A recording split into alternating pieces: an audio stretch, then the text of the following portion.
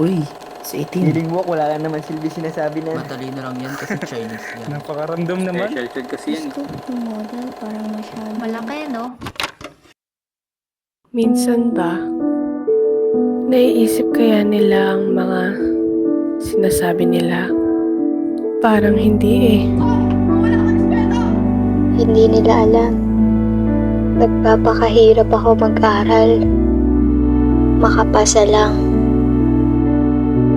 Hindi ko naman gusto maging ganito eh. Hindi ko naman sila pinipilit na gustuin ako eh.